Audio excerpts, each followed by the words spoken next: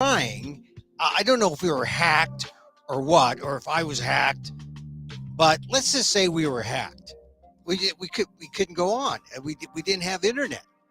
It just struck me that if you are down and you do not have internet accessibility, that is a way of eliminating you from the scene.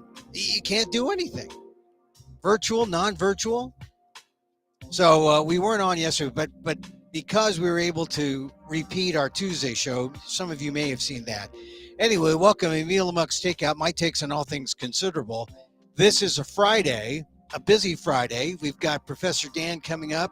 We've got so much news happening that I just want to address some of the things that are top of mind here to the Emil Guillermo show, my takes on all things considerable. And, you know, I write the ALDEF, I read my column on ALDEF, the Asian American Legal Defense and Education Fund. So, you know, I have really been just locked into Waltine Nauta. And, you know, I like to say Nauta because I want to give every syllable its due. I mean, a lot of people are just willing to say nada, not, which sounds too much like nada for my taste. So I like to say every syllable and say Nauta because he still is the Asian American Pacific Islander man of the moment. I mean, how can you beat an indicted co-conspirator, right? Yeah, he's it. And he's the valet, right? So when we last talked, we talked about the prospect of Flip Waltine Flip or Flip Nauta Flip. And the other day on MSNBC, Lawrence O'Donnell comes out and says, no way are you going to get Flip Nauta Flip. And that's because, and I wrote about it on my ALDEF column, aaldef.org/blog, there is no mandatory minimum sentencing, which Lawrence seems to believe that all the attorneys involved, especially with the judge who is presiding over the case, Eileen Cannon, federal judge Eileen Cannon, who has shown her bias, but is now trying to show that, oh, she can be above it. She's trying to rush through the case. Maybe this is her stop-start kind of feint. But there are some who say if there is no mandatory minimum required sentence, even with a guilty verdict, Judge Cannon can say there are no mandatory minimums. So Donald Trump, you may go. Walt Nauta, you may go. And that is why Walt Nauta is not flipping.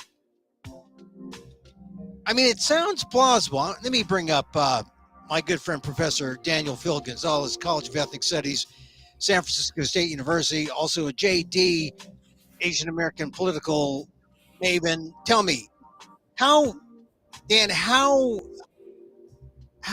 credible is that? I mean, it's plausible, right? No mandatory minimums, even with a guilty. Yeah, but you started out by talking about Nauta, and if the O'Donnell's right, I mean the possibility exists, but not only for Nauta. Yeah. How about the principal? Oh yeah. No, I mean the principal too. Yeah. Definitely, Okay. Well, let's make sure that we're clear about that. Yeah. Because definitely. there could be. Let's just be kind to the agent of bad behavior, but not the superior, right? Yeah. And so you could have a split verdict, right? It's going to be really interesting. Is now going to be? He showed up together with his boss. Yeah, Are they both going to be on trial at the same time? And it looks like they will be. They'll be co-defendants, and sitting at the same desk essentially with their attorneys. And remember on our Tuesday show we wondered why did Trump leave Nauta high and dry without local counsel so he can enter a plea? Because by not entering a plea or by not having a local counsel, he couldn't enter a plea. So that delays it even more, which is a Trump trait, legal Right. trait. I mean, But we may be giving him too much credit, but it works out in his favor yeah, because it slows everything down by about 2 weeks. yeah. But also, look, I agree or admit that or acknowledge that Trump even had a hard time getting a local attorney. So the whole thing could have been delayed because there was no one locally who was willing to step up, or Trump lost some attorneys like couple days before he had to Well, change. yesterday, another, Judge Cannon went forward with two things, right? Right. The, the And that class. was, and one of them that I thought was really important that people probably won't pay attention to is security clearance. Oh yeah, right. Because these guys are going to get an opportunity to look at top secret stuff, or at least some version of it. And,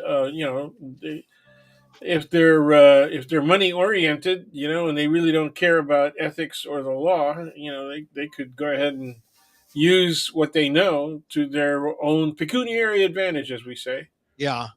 Well, I think that she's doing some things to make it look like, oh, hey, don't take me away from this case. I'll do right, and then who knows what she's going to do. There's That's right. a I agree with tremendous you.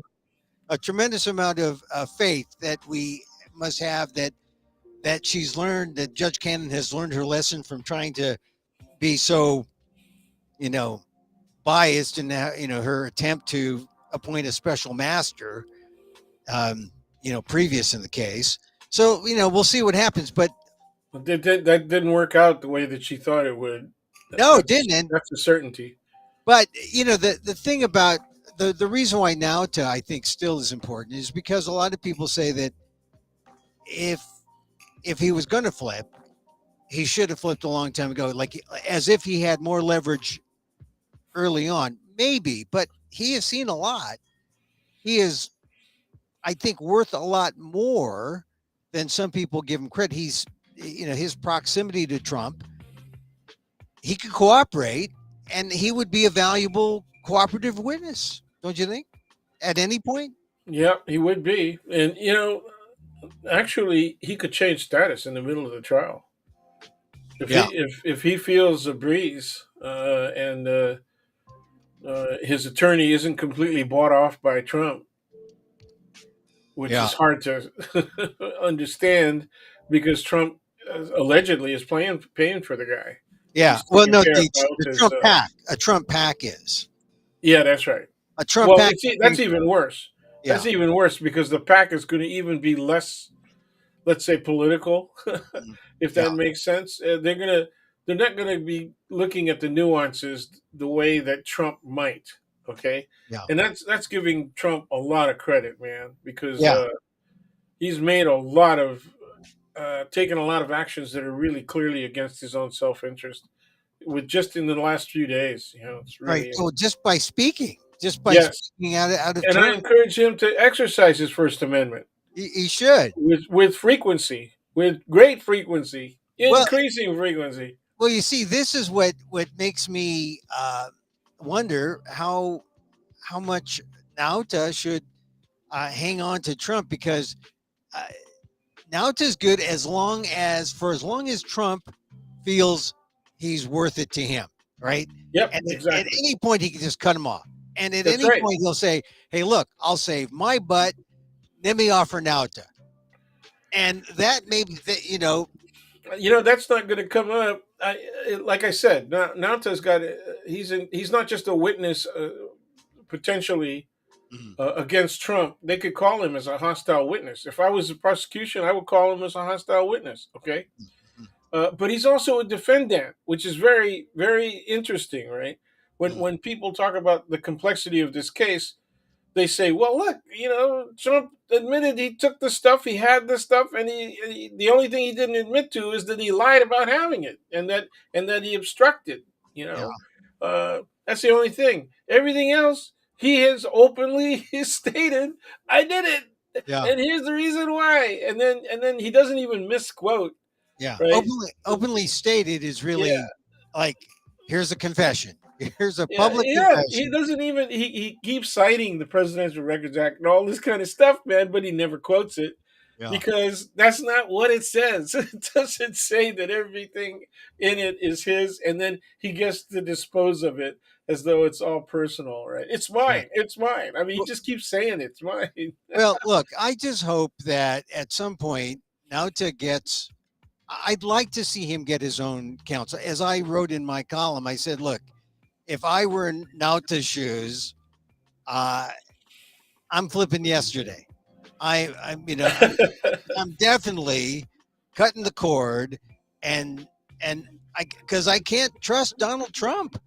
I can't trust Donald Trump to do right by me. And if I do, and this is something that Lawrence O'Donnell said. You're only as good as Trump, or maybe even the Trump kids are willing to pay off Walt Nauta. Because if it's a deal like, hey, you're set for life, and I'm going to take care of you, says Donald Trump. But Donald Trump goes, did the kids follow up? Well, Nauta's just 40 years old. I mean, I just don't see how Yeah. it benefits him 100% uh, by Well, being the so old. do not trust is a really the main thing, and Yeah. and you've got all kinds of reasons to not trust Trump, and Oh yeah. it's so obvious, right? It's so really obvious, but All he right. doesn't have the reason he doesn't have much choice is because he is who he is. He is not a public figure, but for his relationship Right. to Trump, and so I think that if somebody was able to sneak past his existing representation and tell him, look, we'll cover all your costs, no matter what.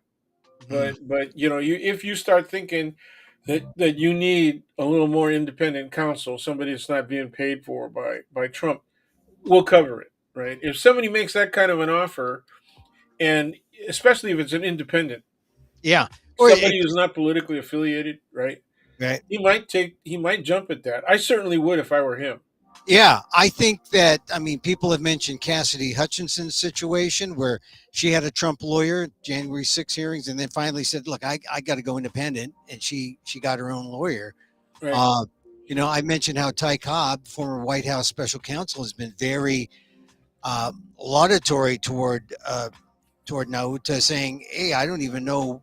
He calls it a tragedy that Nauta has not Yeah, that's right. He with did his use. own counsel, Yeah. or did not flip earlier. Right? He Yeah. thought it was in his best interest to flip earlier, but you've got you're hanging on to Trump's coattails, and you realize that maybe he's the best option, Trump. You're going to hang on for dear life because number one, what are your choices? But it also points out what happens when you are a person of color in the position of the help. You have very, very few choices, and but I think the one reason why he's not knocking on the door of legal aid or of folks like ALDEF or any of the other Asian American legal groups is because he's betting on Trump. He's betting Yeah. on, and at some point, maybe he'll be disabused of that and say, "Oh, who's out there? Who can help me?" And maybe some never Trumper will step up. That's true too. Yeah. Somebody So that wants him out of the race and yeah. wants Trump out of the race. That's So another issue that I'm hoping we get to touch on later today. But yeah. Well, I mean, it's going to take this trial could go on. They're trying to get it through in what 70 to 90 days, but that looks kind of unlikely. It could last through the election. We could be talking about this for a long time. But we have the Nauta flip, the potential of Nauta flip. I think is still, despite what Lawrence O'Donnell says, that hey, no mandatory minimum sentencing. Nauta doesn't have to flip, but Nauta still has to trust, and that's why the flip is still a possibility. So, yep. all right. So, Dan, a lot of other things happening with the with this case. The New York Times was writing. There was a headline today. It was kind of funny that I thought a pack rat president prized his boxes of papers. So I think now it was fairly obvious to all that Trump is a pack rat, but now he's the pack rat president. I hope it sticks. The rat president, Donald Trump. Longtime habit is now key to federal case on. It was front page, New York Times. Yesterday, the other day, also, Fox News came out with something. The Chiron, the graphics, Yep, it talked running. about wannabe dictator in reference to Joe Biden, Yeah, and seemed to Heil really, Biden. How does that sound? Heil Biden. No, yeah. Well, it's it's not working for me. it's the propaganda tool that Fox is. They just went straight to, well, Trump's arrest and arraignment is, you know, clearly the work of the wannabe dictator. If you want to see what wannabe dictator is like, look at the impeachment trial a couple of years ago, and look at how much closer Donald Trump was to wannabe dictator, and Or not. you could be a little more current and look at DeSantis. Wait, sorry about that. That's Donald Trump. Donald, I can't talk to you now, Donald. Sorry. Was he trying to be angelic? Is that why there was harp music? But that we communicate by heart. So Okay. but when I saw that, we had done our show on Tuesday and talked about Nauta and all that. But I sort of had it all sort of in control. But then when I saw that headline about wannabe dictator, that really bothered me. That really gave me a sense that, boy, something is wrong in our democracy when you can have. Well, does Fox have any credibility? I know Fox may not have any credibility, but people were shocked. Other people were shocked by seeing that. Well,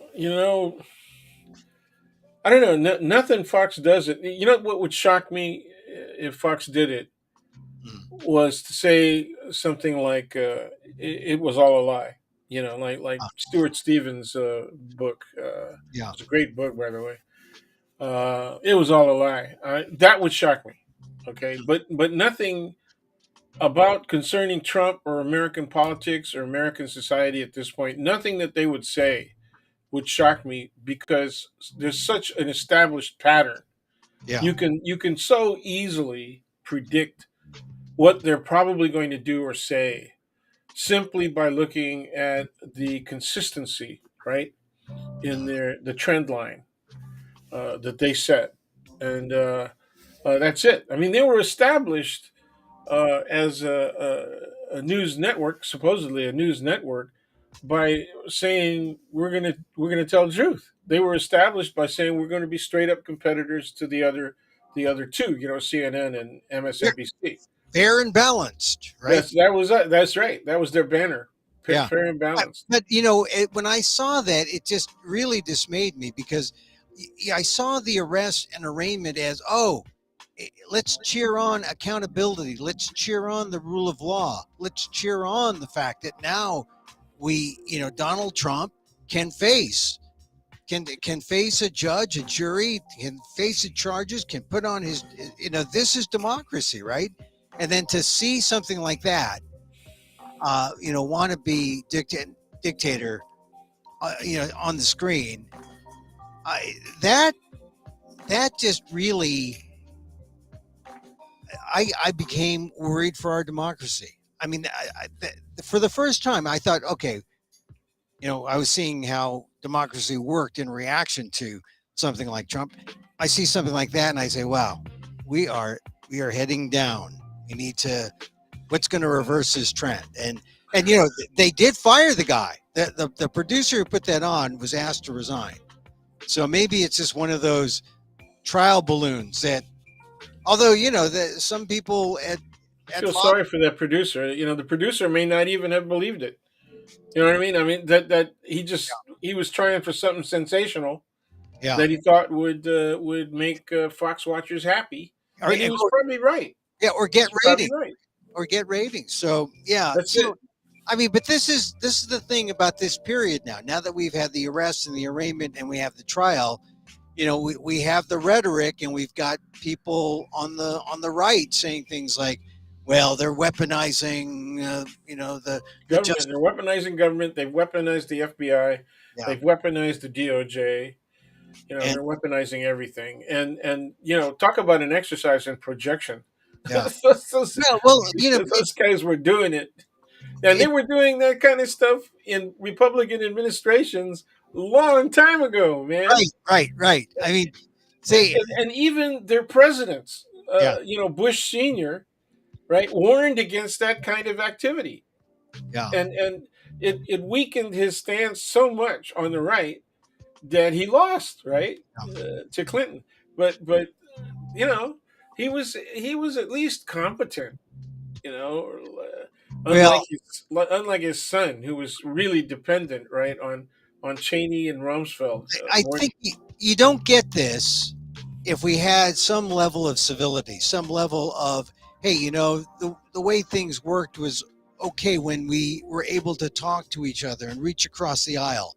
But as soon as it became just, Well, just when do you think that started? When did you think? 89, Okay, the year I got to Washington, because the year I got to, I was like, I, I, I really I picked the timeline with the rise of Rush Limbaugh, um, late '80s, that's pretty good. mid '80s, early '80s, because that's when you started seeing the first mentions of gridlock, the first mentions of intransigence on both sides.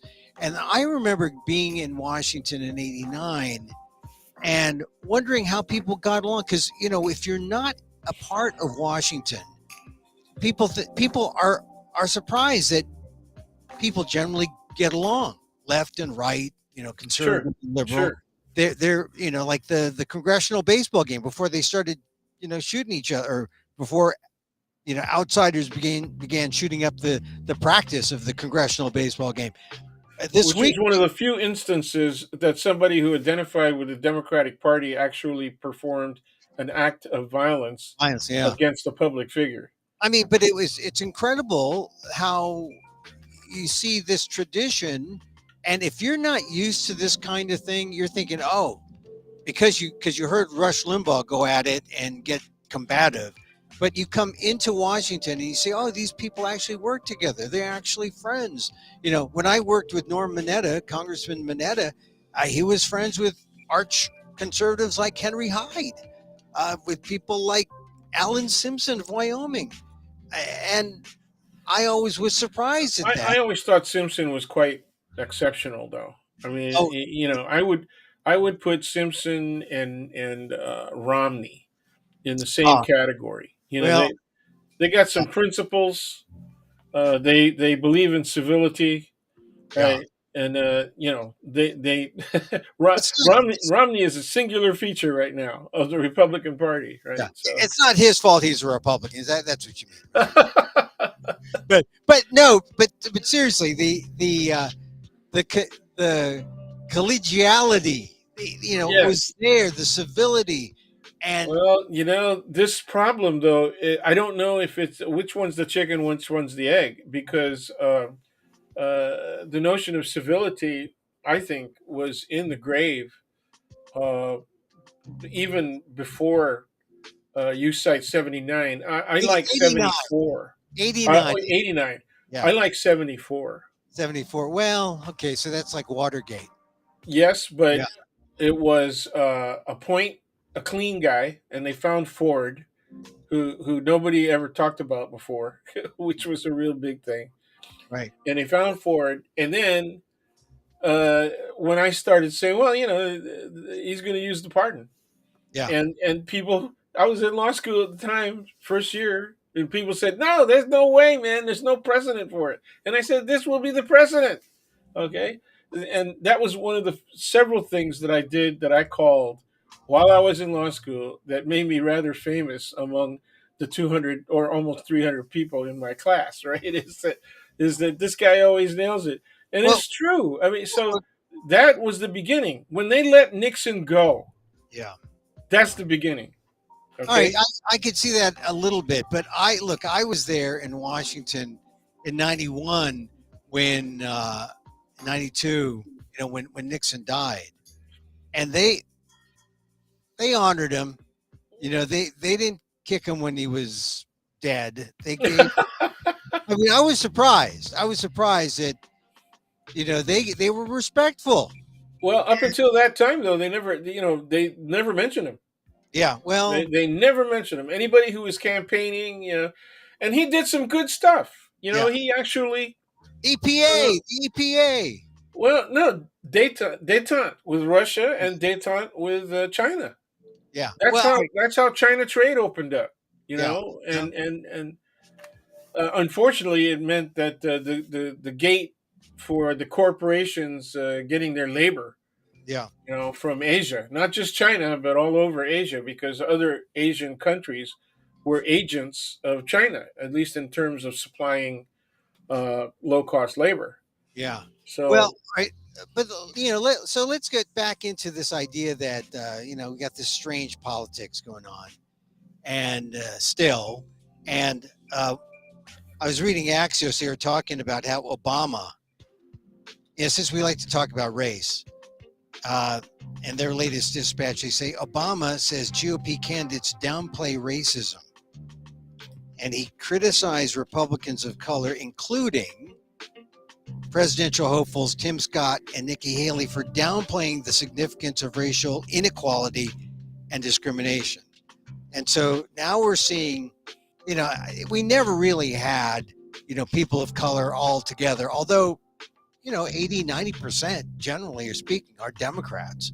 But when you see people of color running for running to be president under the Republican side, Nikki right. Haley, Tim Scott, how do they approach race? Vivek Ramaswamy, how do they approach race to appease the white base of the Republican Party, but also not to alienate all the other people of color? Like, clearly, Scott and Haley have kind of got to Obama, who's now saying, "Hey, look, what are you doing here? Talking about downplaying the significance of racial inequality and discrimination."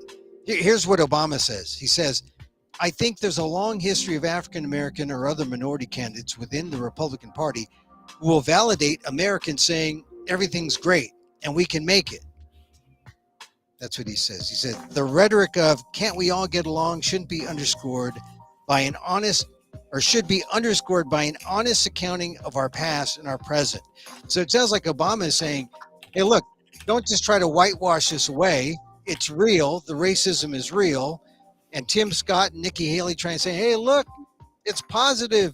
I'm going to be positive. Vivek Ramaswamy saying everything is good about America. They're kind of like the Scott, racial. even before he announced, right, Scott had said in response to questions put to him by the press Yeah. that American society is not an inherently racist society.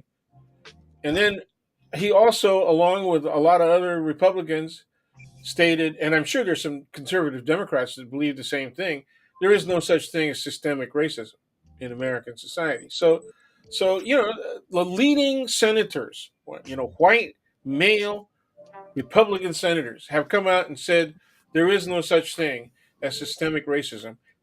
Exactly those words, right? Exactly those words. So that is where the appeal comes from. Again, it's a lie, right? The facts show that given the opportunity to control who gets what, the distribution of resources, including justice in American society, people of color are at risk. They are not guaranteed equal rights, regardless of the 14th Amendment and the Equal Protection Clause. That is wishful thinking. The 14th Amendment was wishful thinking, just like the 13th Amendment wished away slavery. It was followed up by Jim Crow, Yeah. right? And we still have the effects of Jim Crow now. Right? So, how do you assess Scott and Haley trying to be so positive as to sort of wish things away? This is what Scott said. He says, the left wants you to believe faith in America is a fraud and progress in our nation is a myth. The truth of my life disproves the lies of the radical left, says Scott. And Haley, who's Indian American, asserts that Obama had set minorities back by singling them out as victims instead of empowering them, she said. She said she'd been raised to, quote, know that I was responsible for my success.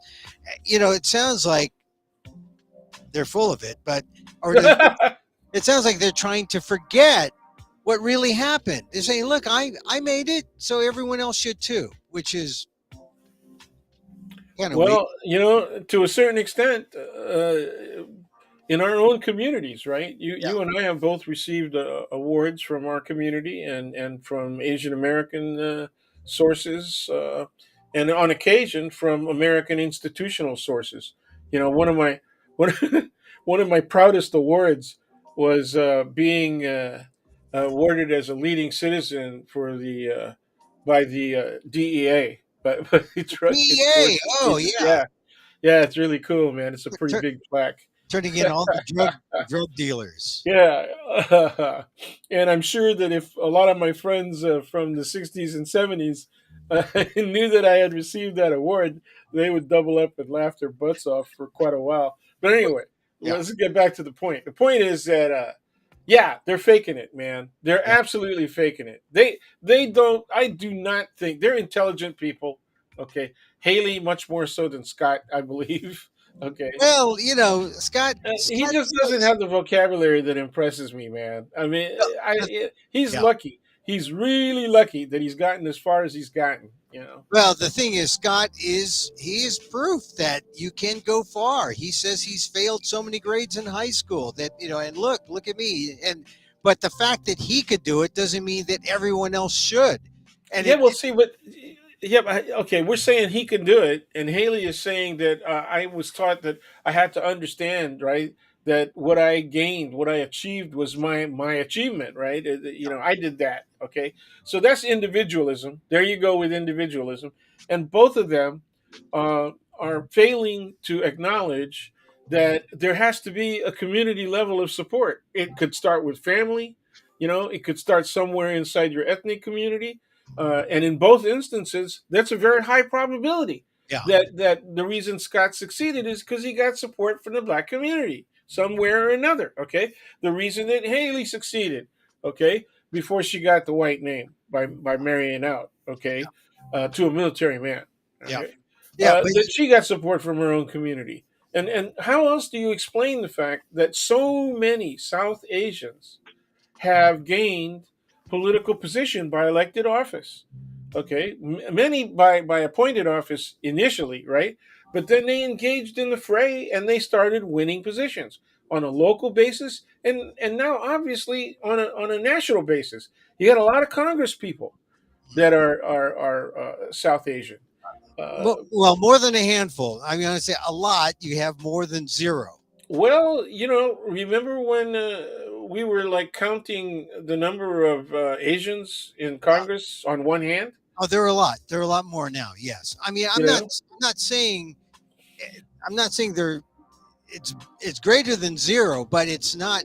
yeah, it's still underrepresentation. Yeah, it's not like this great abundance, but it is like, you know, there's a Now, if we're going to talk about underrepresentation, I never liked the term underrepresentation except as a descriptor.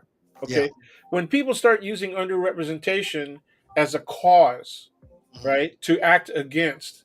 And they say, the reason that you should support more candidates of color is because we're underrepresented. That is a weak sauce argument. That is so susceptible to counter argument, because then you're saying color is more important than competence, right?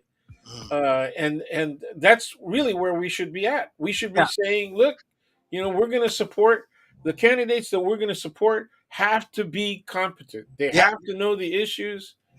Uh, And, and this is really the value of Scott and Haley to the Republican Party. Because Yes. say, you think we're racist? Look here, look, Haley, Scott, look, we're not racist. Hey, look, you could do it. You could do it under a Republican regime. You could do Yeah, it. you and I should write a rap. We should write a rap, and the title of the rap would be Tokenism.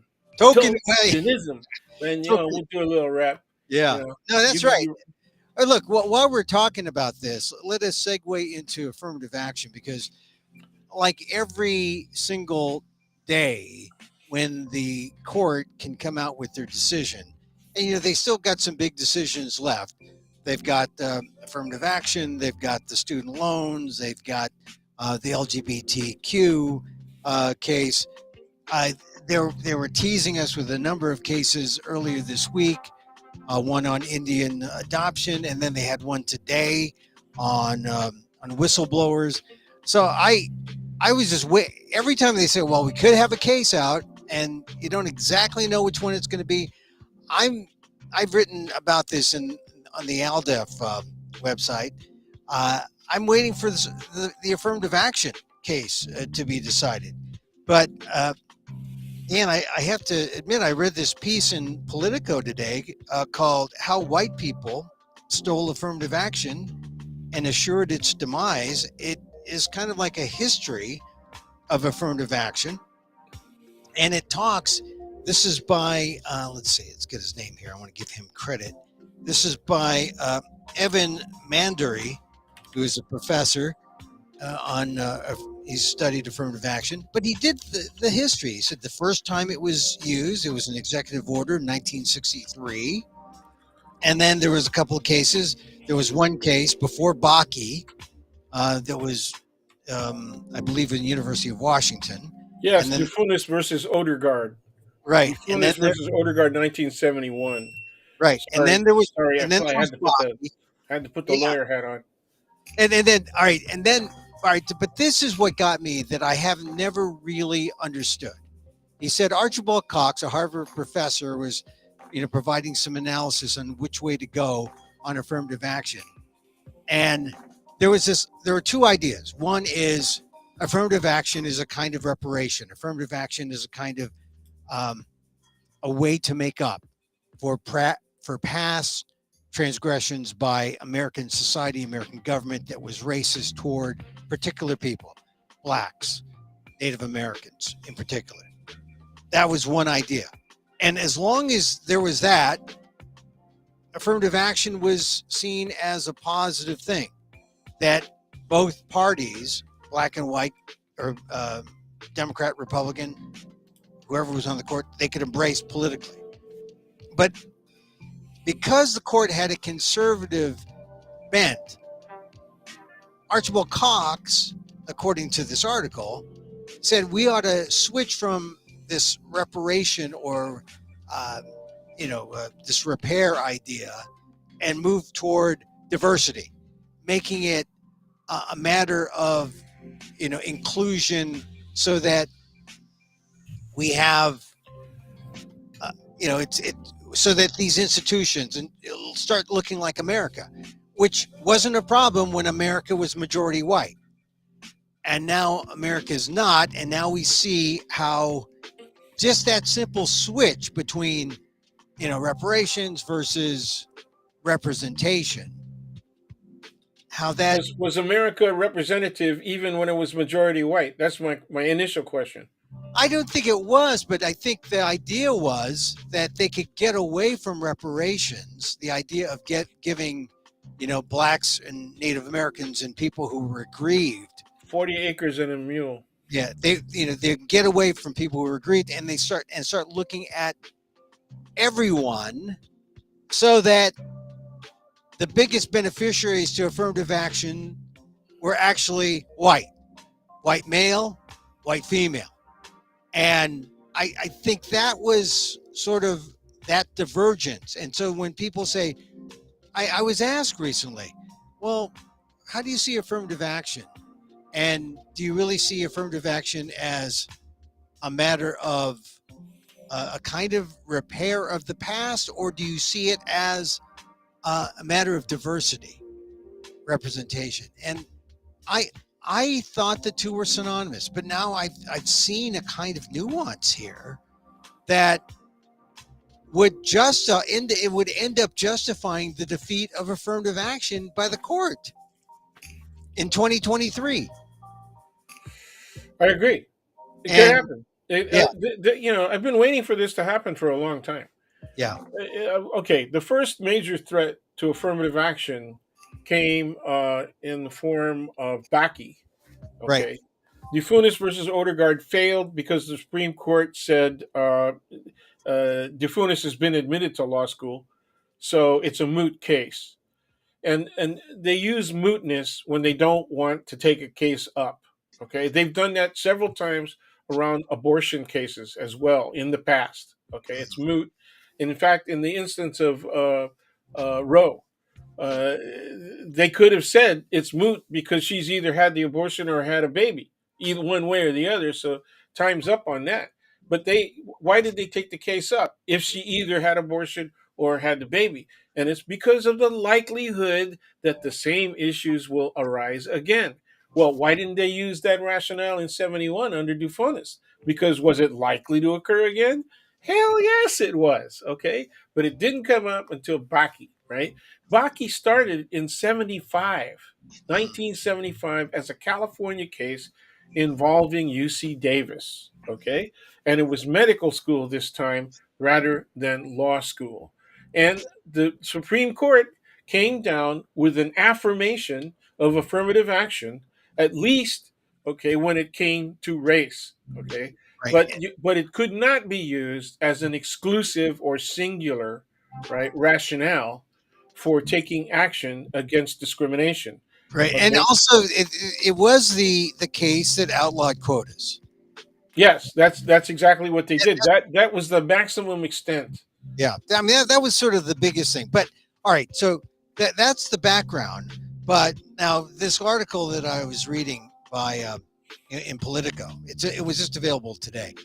I hadn't heard the justification, and they were quoting Archibald Cox, who was a Harvard professor at the Right. time, Right. and that was like the swing from this idea of let's remedy, let's repair to let's represent, and that and I think that's what allowed for things like white legacies and athletes and donors, white donors, to get their bump up, right? To get their, representation.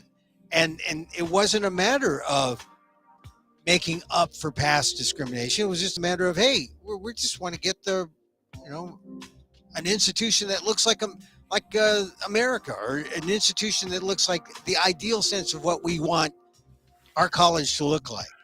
Yeah. And I Yeah. think that's where it kind of, where that's when you bring in the 14th Amendment. Yeah, that's Well, where but that becomes relevant. the original rationale for affirmative action was the 14th Amendment, was the Equal Protection Clause. Right, That's the original rationale. So the reason that most affirmative actions have been upheld over the last 50 years, right, is because if you can prove that there is racial discrimination, that there is gender discrimination, that there is sexuality discrimination, that there's discrimination, unfair discrimination against people who may have a physical impairment, right? Uh, those all of those things, okay, are meant to be dealt with as matters of injustice, right? So we're remedying injustice, not only past injustice but continuing injustice. So that's where my argument differs from everybody else's. I said earlier in the conversation, before we even got to this point, on this specific topic of SCOTUS decisions, right? That I really never liked the use of the term underrepresentation as a major argument, okay? right, Because that is in fact the underlying description of what diversity argument is all about, okay? right. Okay, Well, so that's where we're at now. Now, does racism still exist? It's kind of obvious that it does. yeah. Okay, the difference is here, and this is going to make me sound misogynistic in a way, right? Go ahead. But the greatest beneficiaries of affirmative action policy because it's the dual argument against misogyny or sexism, and race were white women. Right. I did hint at that early on about it a few minutes ago. That Yeah, the and so that the beneficiaries were white male yes, and and women. that argument is completely absent from this professor's treatment of Yeah. the issue. Well, the no the professor is saying that that's diversity. That when you start looking at affirmative action from a diversity angle, you look at that, and whites become the biggest beneficiaries, and they will maintain their status as unless you know people start looking at white affirmative action, which they haven't gotten around to. I mean, they look at legacies, they look at athletes, they look at donors. Well, the reason I raised the issue of white women being the biggest beneficiaries is because it's a dual benefit, right? Right. And it addresses a dual injustice. It's legitimate. It is a legitimate cause. Okay. The problem is that if you use California as an example, remember when what is it, 109 came down? 209. 209, 209. 209 came down, right? And 209 was the 1995, I think. yeah, The yeah, civil it was around 94, 95. the Civil Rights Act, it was called. Yeah, that's right. And the clown from Berkeley's UC Not, Regents, not right? a clown, but he was a very arch conservative fellow named Ward Connerly. He was a clown. He Well, was an absolute hypocritical clown, dude. The dude benefited, and he admitted that he benefited from affirmative action. yeah. Now, Well, can you that may be explain the to case. me whether or not hypocrisy fits that situation? Well, I'm trying to be civil because he returned my calls on a couple of occasions. So I got his quotes, but and I Oh, would so that's all it takes, huh, Emil? The guy could be the biggest SOB and I color didn't trader in. I didn't say he could. I just said that I wanted to at least uh, I, I wanted to say that he was at least civil when he Civil. engaged in Okay. conversation. Yeah. But Okay. I'm getting a warning that. I'm not disagreeing with you though. Okay. I'm not just I'm just saying that I I mean by his quotes he showed his true colors, and I reported it that way in all the things that I've done when I've interviewed him. But I don't agree with him, but we were always civil in conversations. But you can be as vitriolic as you want here. Thank you. Thank you. Thank you for that opportunity. And one of the reasons that I am so much against what his behavior was that he Yeah. was couching it in terms of Martin Luther King.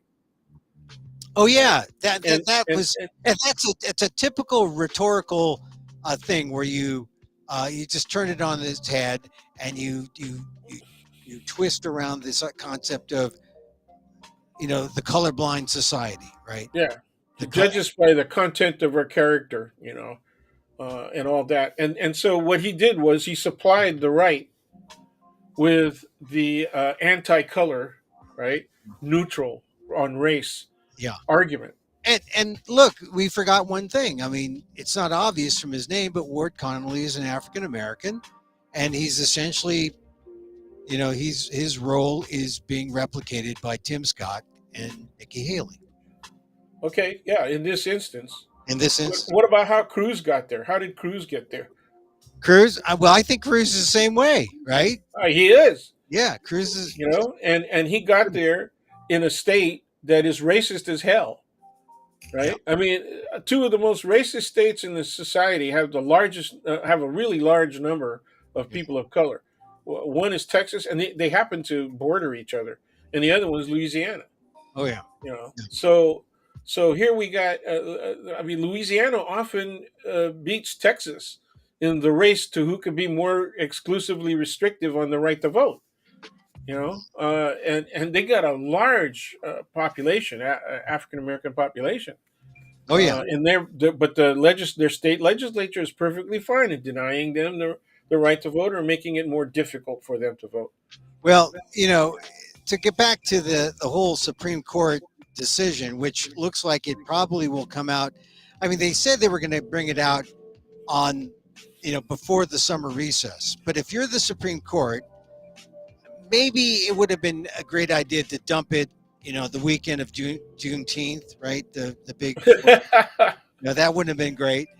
Next week, a possibility, but I would think, they've got their their water skis out and they're ready to get out.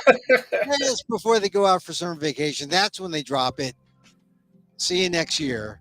And Yeah, well, Justice Thomas might be the guy with the water skis. I don't know about the rest of well, it them. Right? depends, that with Crow, if Crow is Yeah, bought with he'd be water getting skis. towed behind like a 250-foot yacht. Yeah, but I just It's a hell of a wake to jump, man. That would really be fun to jump that wake. well, I'm just wondering. I keep thinking every time they want to like dump an opinion or they say they're going to come out with an opinion, I'm on alert. Like, oh, they're going to come out with the SCOTUS, the Supreme Court affirmative action opinion, but it hasn't happened yet. I think it's going to come out the final week, maybe the Wednesday just before they say summer vacation. Okay, but what do you think the result is going to be? Oh, I thought maybe they save it. Because when I saw the Voting Rights Act 5-4 configuration of the court, where Roberts and Kavanaugh voted with the liberals. There might be a way they carve out and say, we don't like what Harvard did, but we kick it back, to the lower court, which affirmed affirmative action or affirmed how color could be used. But I'm not sure now. I think they probably will say Harvard was wrong, but what kind of guidance do they give other schools? What do they say? You can't use race. You can't. You have to be colorblind. I mean, that's sort of like what a lot of people are saying. If they say that, they don't really get rid of the use of race in maybe an institutional form, but they allow people to talk about it. So maybe there's that some language where they allow people to talk about it, but they don't use it as race in an institutional form, like a check the box kind of thing. And so that that if Emil Guillermo is Filipino, he's writing about it in his essay, you'll know about it. It doesn't say you can't take that into effect, but how do you ignore it if it's an integral part of your application and story? Yeah, his. I was turned off to this article, but initially, right, Mm. uh, by the fact that in his interview about the article, Marbury himself, and he cites somebody. I think their last name was Penn, but that says students will win. That this decision will favor students. Okay, Yeah, and you know that's all premised on the fact that one of the organized plaintiffs, the Harvard plaintiff particularly, right, hmm was students, a student group. right. Well, a student group that was sort of manipulated by anti-affirmative action. No kidding. Yeah, But see, that's my point. He's saying this decision will at least be more restrictive of the application of affirmative action standards or devices or remedies, right? yeah, Okay. But it could actually end affirmative action in all ways, shapes, and forms. And so the problem that I have with that, and again, he doesn't address this, and most writers on these issues do not address this. There are different forms of yeah, affirmative action. yeah. Okay, affirmative action doesn't just say if you are a certain color, gender, sexuality. If you check all 4 or 5 boxes, right, that you get a job. It just the basic affirmative action just guarantees that you get heard. Right. That your application will be given fair consideration. That's all. That's the bottom line.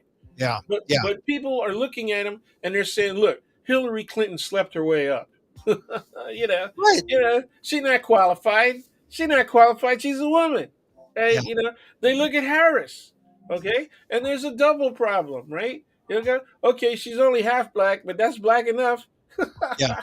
Yeah. She Well, can't be qualified. There ain't no. I mean, there are people out there that believe there is no person of color who could be more intelligent, right, or than a white person. well. See, look. This is the thing about the professor who wrote this column. We're talking about an article Mandarin. in Politico uh, entitled "How White People Stole Affirmative Action and Ensured Its Demise." The idea of decoupling, the decoupling affirmative action from racism, because as soon as you start talking about, you stop talking about repairing for past wrongs. That's using affirmative action to address racism. The other way is just, like I said, looking to get a reflection, a maybe a reflection, a phrase that's commonly used, to get an institution that looks like America. And I think we got to get back toward, how do we undo racism? How do we fix, racist exclusion, from, our institutions? And I would say that it's really cynical when the Students for Affirmative Action really went, with presenting Asian American kids, because they're among the most overrepresented groups. And why didn't they Okay, represent okay. groups? Let's clarify why you're using the term underrepresented in reference to Asian Americans generally. Yeah. Why is that? Well, I think because if you look at the um, if you just look at Harvard, they're not underrepresented at all. It's like 30% of the student body is Asian American.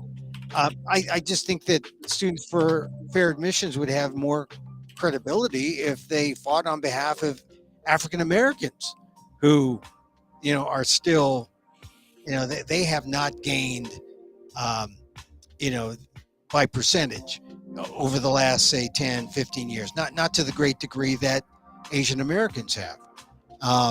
Same with Native Americans, same with the Latinos. They've all stayed in sort of set numbers, but the Asian American numbers have really skyrocketed. So I think I think the idea of decoupling affirmative action from race has kind of enabled people to look at affirmative action almost in a wrong way. I mean, it's almost like diversity has defeated affirmative action, because some people think affirmative action and diversity are the same thing, but if this professor's interpretation is right, they're not the same thing. Well, I agree that they're not the same thing. I agree with that, but I don't agree with the way that Mandarin makes his distinctions. And I don't want to get into the weeds here. I Yeah, don't all want right, to lose your audience by talking technicalities. all right, but I mean, but it gets really deep. You're still right where we need to be in terms of understanding I'm just at diversity the versus surface, affirmative man. action. I'm right at the surface, and I think I that. don't think. I think we've gotten pretty good depth, but I don't want to lose them Yeah. by making distinctions on the kind of cases that this professor cites. Well, let's not get into the sites. Let's just get into this idea that it really is this idea that there is a difference between, fighting racism and fighting representation. It's not necessarily the same. I mean, Okay, all right, for example, uh, I'm Filipino, but if really? Well, I'm just saying. The significance is my You're father. Filipino American, dude. I'm Filipino. Yeah, I'm Filipino American. But the significance is my father. I'm a direct descendant of someone who was aggrieved as a colonial, who felt the sting of the racism that was subjected Sure. onto him by the U.S. government, and because of that direct connection, I I have a different claim from someone who is a second or third generation, or not that the legacy of racism isn't real, but it's like at some point, a descendant of slavery, if you're a direct descendant, I mean, that's a greater claim than someone who is like fourth or fifth generation. I don't know how fine we make it, but I'm just saying that uh, there are people who are criticizing affirmative action when they said, "Oh, I don't think that well, in the 80s they used the example of the Cosby kids. If the Cosby kids wanted affirmative action, should they? Should they? Shouldn't we give affirmative action to the poor and use class as a distinction? Give it to people from the Appalachians who, have suffered generations of poverty. I mean, that's how it becomes. That's how it becomes diverse. Using not decoupling racism, but looking at who are truly the aggrieved, and looking at it from you know a racism or classist base, and not strictly on, well, let's have as diverse an institution as we can. Does the distinction between diversity project and affirmative action remedies, right? Does the Mm. distinction between those two things, does one of them is one of them more result oriented, and does that one tend to reward tokenism? Uh, I think the diversity thing is definitely one that rewards tokenism. I would think, I agree just completely. based on how you defined it. Because if you're looking at racism, and like, look, racism creates a wound. Affirmative action applies the wrappings and the bandages, and tries to fix that wound. Um, It applies the tourniquet first and the bandages second, right, right? right. That's real. That's like, hey, we got something to do here, right? And I think when people got away from that kind of thinking with affirmative action, then it got kind of loose, and also it allowed for others to benefit when Yes, they may not have been qualified, or may not have uh, in the they they may not have been in from a class that actually suffered discrimination in the first place. right. There, And so, that's where I'm coming from. yeah, oh yeah, yeah. And so, look, Asian Americans, if your father came during Gold Mountain, and you know was there at in Utah, Promontory Point, saw the Golden Spike, great. But if you're talking about six generations of that, it kind of diminishes your claim a little bit, don't you think? Yeah, it does. It does, but it only does that in the public eye, Mm, in public perception, right? Because if you look at the actual history and you look at the conditions into which people are born in successive generations, mm, then you're going to see exclusionary action taken on behalf of the greater white society against those people. So it was active discrimination, right? yeah. Prior to, in spite of the existence of the 14th Amendment, right? Mm, Due process and equal protection clauses, right? mm, They discrimination not only against blacks but discrimination against Asians continued, and so what was the first exclusion act right. ever? Okay, what was the second exclusion act? how were Filipinos sent back to the Philippines, even though unsuccessfully, right? Yeah. It Yeah. was, I mean, so yeah, so the legacy of racism continues, and so absolutely. we should not penalize those who come in subsequent generations, which is why there's got to be a kind of a formula to suggest based on where you are now. And I mean, like I said, I just remember in the 1990s, this was a big bone of contention that why should the Cosby Show kids, why should they get affirmative action? And that was used a lot as a metaphor for people don't deserve it. Who When affirmative action was under attack because of DeFunis, and while the Baki case was mm, still at the state level, right? Because it started out as a state lawsuit, okay, right? and then it got kicked up past the appellate courts all the way to the Supreme Court.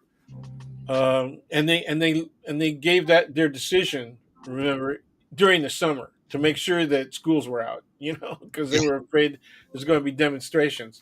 That's yeah, one of the reasons they didn't touch the DeFunis case back in '71. yeah. Now, Mandarin cites the DeFunis case as 1974. He better check his dates. Uh, Well, maybe that's the decision as opposed to when it was filed. I don't know. that's possible. That's Yeah. possible. So Yeah. look, I think the issue is that no matter what the court does, I think I said this in an earlier column too. Oh, this we're still the debate is not going to be over. The opinion, whatever opinion they come up with, is not going to end it because they're going to have Okay. to come Well, up with something new yeah. to Let- either let- adjust, right? The Either we evolve with the times and say, well, this is where we are now in terms of affirmative action. We used to be, in terms of trying to deal with discrimination. Now we're just about representation. And Well, but it's mere representation. Here's the difference, right? In terms of representation, when I said that I didn't like the term underrepresentation when mm, it's used as a motive, right, to mm, for some forms of remedy, yeah, call it affirmative action, call it social equity or economic equity. I also never liked the term affirmative action. I didn't yeah, like it. Okay, yeah. right from the start. I think Um, that's one of the things I've said that let's get rid of the term. We don't need the term affirmative action. We got to come up with something new. Well, I'll give you an example, right? One of the greatest Filipino American centric organizations that actually rendered needed social and economic services to a lot of people, not only Filipino Americans, was the former Filipinos for Affirmative Action, Right, based out of the East Bay here, Oakland, and Lillian's and group. they changed their name more than a decade ago. At least it feels like that, Right, because the term affirmative action was under constant attack, right. and So so they renamed themselves Filipino Americans for Justice. Right? I thought it was Philcra, No, that was a side organization that another. was civil. That was for civil rights. So Filipino Americans for Justice, Yeah, and FA. So they're FAJ now. This is Lillian's group. Well, it used to be Lillian's group. She It's retired. She retired right about, it feels like, 3 or 4 years back. right, right. So Anyway, the and well, anyway, the KDP, right, the Maoist organization that did a great deal of anti-Marcos work back in the '70s and early '80s, and also did a lot of action against outright racism and the defense of the nurses, for example, that were alleged to have committed murder. Right, there was a murder trial. Was Narciso and Perez, I think, was the name of the women, and they were eventually cleared. But the only group that was actively advocating for them very strongly, right, despite the fact that there were two um, Filipino community mainstream newspapers, particularly the Philippine News, right? But the people who were coming out most actively were people on the left, and that included the people in KDP, the Katipunan ng mga Demokratikong Pilipino, right? All right. But their So what? 50th anniversary is coming up. They're celebrating on July 1st. For anybody that Ah. wants to know it. Well, so what? What? To give me the name. Well, what better name can we come up with instead of affirmative action? What can it? I mean, because I think you're right. Um, I mean, look, a policy Well, change. I always favored social equity. Those are that's the term that I always used instead of affirmative action. Yeah. I use social equity. Now, here's the point that I really want to make. The difference between diversity and an actual affirmative action is diversity, as you and I agreed earlier, right, is about mere representation, and that allows for tokenism, because then you get to point to a Nikki Haley and say, "See, how dare you call us racist?" All right. Right. So there you go. That's diversity argument. Affirmative action says, okay, it's about not representation but underrepresentation, and it's not about curing underrepresentation simply because it exists. It's about investigating the causes of that underrepresentation. That's the first step of real affirmative action policy is, why is this happening? Okay. And then if You there's don't do that clearly with a just pattern of exclusion, yeah, right? yeah. Behavior. Remember in the late 70s, or what? When did the cannery decision come down? I think that was 89. I, the what? What was it? I'm forgetting the name of the case, but it was Alaskan Canneries, Oh, you're talking about Ward's Cove. Ward Cove. Yeah, Ward Cove. Yeah, that came down late, like in the '80s, I think.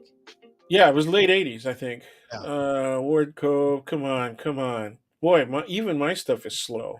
yeah. Ward. I remember Ward Cove, and I wish I could call it out chapter and verse, but I know that Filipinos were impacted by the Ward's Cove decision. Yeah, not only Filipinos, but everybody. The Filipinos were the biggest group, right? Yeah, But a Filipino-led uh, project, but it was Ward's Cove Packing Company versus Atonio.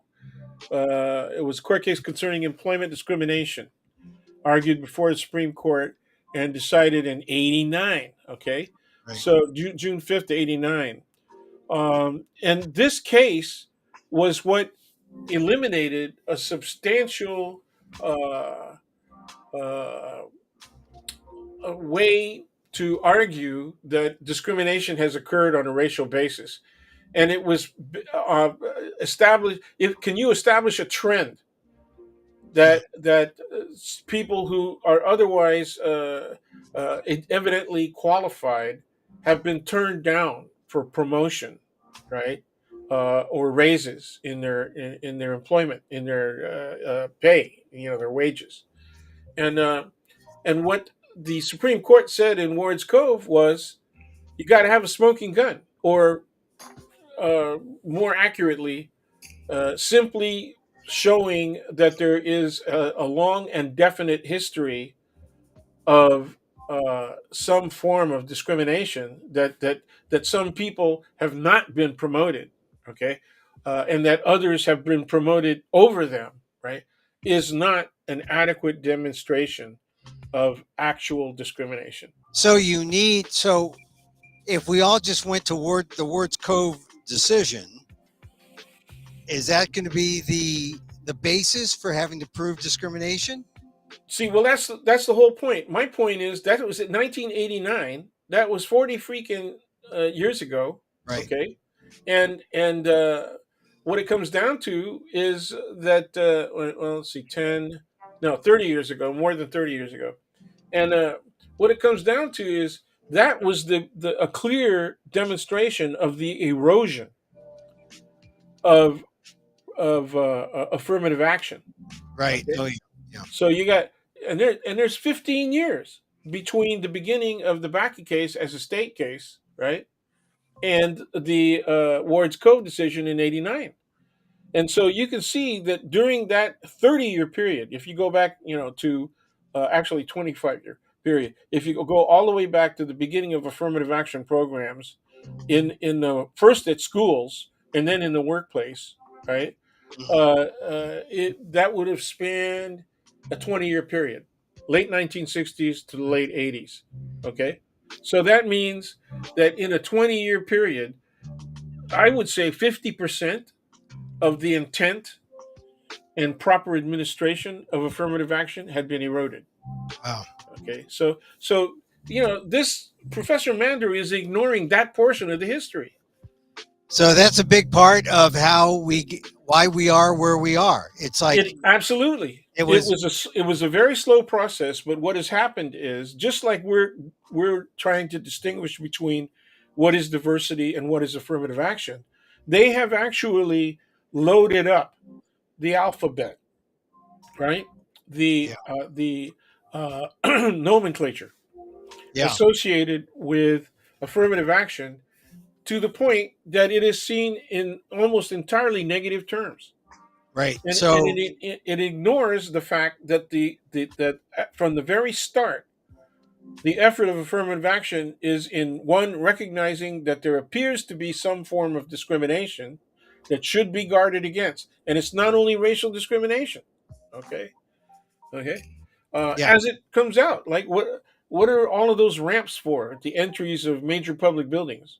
Right. Right, So well, what we have here is you see how why we are where we are. We see how the fight against discrimination has eroded, and we're kind of in a new chapter, really, when the Supreme Court comes down with whatever they come down on the Harvard case. It's going to start a new chapter that probably will water it down even further.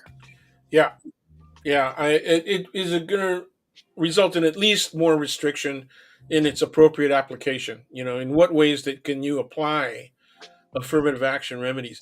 Yes. And I wish they would quit using only race. Right, every time that they want to talk about civil rights and they want to talk about affirmative action, Yeah. up until very recently, they would always look for a black person, okay, to represent the issue. And within the last 15 years, there's a little bit more presence of other people of color, particularly Latinos, right? Yeah. Which makes sense because in terms of actual population, right, the demographics, they Yeah. have passed Black Americans as the largest category by race, right? Yeah. So yeah, that's where we're at, and Yeah. so um, I still think that social equity is a good way to describe the issue, or if social includes basic political rights and economic equality, right? And we're not guaranteeing that people have equal footing as a matter of family or personal income. Mm. What we're saying is we're guarding against discriminatory behavior, all right, Yeah. that causes people to be excluded Well, from access. and It blocks access of people to the means by which they can engage in economic and social processes. yeah, look, and here's the other thing, Dan. Whatever the Supreme Court says, it will be so narrow. I mean, it's narrow now, Hopefully, right? It's so narrow now, but now it's so narrow. It could be so narrow that it's like close your eyes yeah, narrow. basically that it's not any longer really workable, right? Yeah. Yeah, I mean, I think that that's possible. I I think mean, that's don't coming. look. Yeah, you can't. This is an enforced colorblind thing. However, what do you do when um, Emil Guillermo, who writes his essay about being Filipino American and writes about his dad who was colonized and all the stuff that he went through, in bachelor societies in the 1920s, and because of this, Emil Guillermo is an aggrieved member of the applicant pool and deserves some kind of special treatment. Yeah, see, there we go again with special. You know, Okay, uh, not special, just equitable, equitable, equitable. equitable. I said special because Fair, I wanted fair. I wanted to feel special. But yes, I just but Well, as I said it, I realized, oh, I'm going to alienate people who think special, special. you're reminding me of that character, the church lady character on Oh, Saturday no, Night Live. no, no, no. Oh, aren't She's you special? special. I'm not You're that so special. special. Aren't I'm you not that special? special. I'm not. 'Cause I'm not. I'm who did that? Dana Carvey. Dana Dana Carvey Carvey. did that. Yeah. Yeah, Dana Anyway, Carvey. bring I'm him back, man. extraordinary. Bring it back. Bring it all back. I'm Uh, extraordinary, but I'm not special. But you're a magnificent I'm example of magnificent. Yeah, special. yeah. What is So, truly special? so Anyway, so we're our not. dads, Yeah, yes, got a colonized education, yeah. and it was so effective that they left the Philippines, right, and Yeah, came to the United States. it was so That's good. pretty Yeah, effective colonization, man. yeah. You God, know. I want it. I want my democracy direct. I want it intravenously. I want The way my everything. father put it, now I don't. Did your dad come out of the provinces or did he come out of Manila? No, he came straight from the provinces. He came straight from the yeah, the Ilocos Sur, Ilocos Norte, what? Ilocos Norte. Do I Okay, look cool. like a sur? I'm a Norte. No, well, but yeah, well, they're right next to each other, and and I don't know. I think they got different. The regional foods are. I don't want to get into that, but anyway. All right, so look, So he's from the province. Okay, yeah, from day. So from the so was my dad. Okay, so they were great examples yeah. of the recruited labor, right? Oh yeah, of Actively course. recruited labor from Yeah, the Philippines to the United States, and that recruitment initially, right, was because of the exclusion of other Asians, the active right. exclusion of Chinese, and then the pending exclusion against Japanese. Okay, and then by 1924, everybody was excluded. All of the Asians were excluded, Except with one exception, yeah, right? And that one exception, right, was because the American flag flew over the Philippines yeah. as a territorial protector of the United That States. And that's how our dads got yeah, here. that Okay? 1924 immigration law was so vile and so racist, but Yeah. it excluded the Filipinos.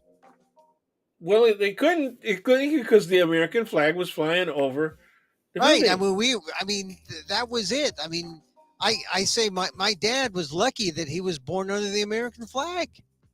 I mean, Yeah, yeah, I agree. I he was agree. like first generation. I mean, if my dad was born early 1900s, 1902 the war ended essentially, but it kept going till like 1916. The No, Philip it was officially declared over. 1902, right? Okay. Yeah, 1902. But war hostilities, actual Mm. battles, continued all the way into like 1913, I Right, think. but see, our fathers were baby. My dad was a baby in the province, saying, oh, "What's all that gunfire there? I'm not doing. I'm staying up here in the province." And you know, so I mean, Well, the gunfire actually was getting closer. In fact, there was a major battle fought in Noche, yeah, Poro Point, at Poro Point. Yeah. because But right anyway, there by the beach, by the yeah, beach. yeah, yeah. But then Yep. we, Locos Norte, Lawag, Lawag City.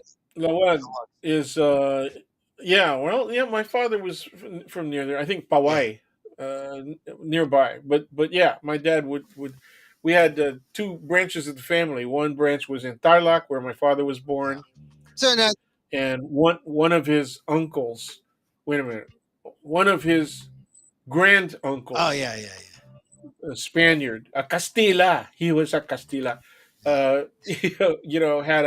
Had a yeah. encomienda, so he had a lot of property. But So anyway, and that was the Spanish guys. My father would constantly say, "You should have seen your great yeah. grandfather. He was tall, over 6 feet, over six You feet. should, At saka, and also, mataas ang ilong niya. He had a high nose." oh He had a high nose. And I said, "Well, great, that's great, yeah, Dad. but I got stuck with this. This I'm brown. I got the flat nose. Flat, I got the chinito eyes. flat nose, no bridge, no bridge. I Flat. see. But then he said, "Oh, but then you got barbas.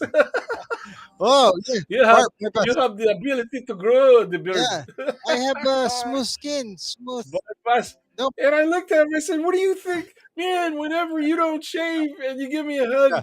it Hey, burns. It's like hey, look, sandpaper." I You haven't know? I haven't shaved. This is my pandemic growth. That's Yeah, it. this is That's kind of like my during dad. during the He pandemic. kind of Yeah, he said, "Yeah, there's not enough Castilla blood here. It's more chinito, yeah. But I'm gonna check, man. The I So, yeah, I get the shaving cream. It's called baby's that's baby's right. butt. That's right. Baby's butt shaving cream. That's Yeah. right. Was your dad a lighty? Was he burnished brown Well, or a little more light? only if he stood out at the racetrack, out in the infield. No, he Oh, was you he know, was I probably ran into him, man, because for some reason I'd be running into Manongs all the time at the he track. was fairly light skinned because Okay. he wasn't a field guy. He didn't go out and work the fields, and he was kind of he was an indoor guy, right? He didn't want to, like I said, he's not there to pick the vegetables. He was there to cook the vegetables.